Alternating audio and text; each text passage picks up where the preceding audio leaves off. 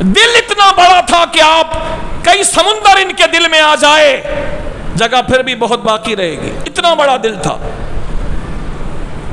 مثال کے طور پر وہی حضور کا طریقہ، ہو تو دے دیتے، نہیں ہو تو ادھار کر دیتے، منع نہیں کرتے، منع نہیں کرتے۔ ادھار چلتا تھا ان کا، اپنی ذات کے لیے نہیں، لوگوں کے لیے ادھار چلتا تھا۔ ایک بندہ تھا جس کا نام ابو الفتح تھا، ابو الفتح، اس سے یہ آٹا لیا کرتے تھے، اس کی چکی تھی، وہ آٹا پیستا تھا، اور ان کے یہاں جو بھی مہمان آتا، مسکین، مہمان، بیوہ، یتیم، غریب، وہ فرما دیتے کہ وہاں سے آٹا لے آؤ۔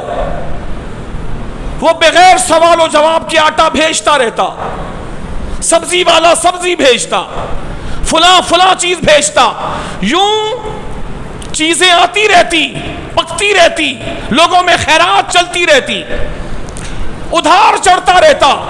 اور جب کبھی اللہ جل شانہ خزانہ غیب سے ان کو عطا فرماتا تو فرماتے جاؤ فلاں کا قرضہ اتنا ہو گیا ہوگا، اس کو بولو حساب کرے، اور سارے پیسے اس کو بھی دینا، یہ پیسے اس کو دینا، یہ پیسے اس کو دینا۔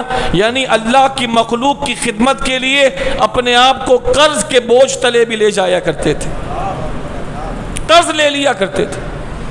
آج تو لوگوں کے پاس ہوتا ہی نہیں دیتے،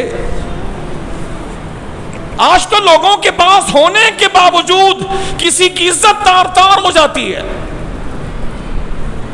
لوگوں کے پاس ہونے کے باوجود کسی کی عزت اتار دی جاتی ہے، کسی کو اتنا لجایا جاتا ہے کہ خدا کی پناہ، خدا کی پناہ۔ وہ رو رو کے اپنے مسئلے بیان کر رہا ہوتا ہے، اس کے دل میں ذرا سی بھی وہ رحم کی کیفیت پیدا نہیں ہوتی۔ غوث اعظم ادھار لے لیتے،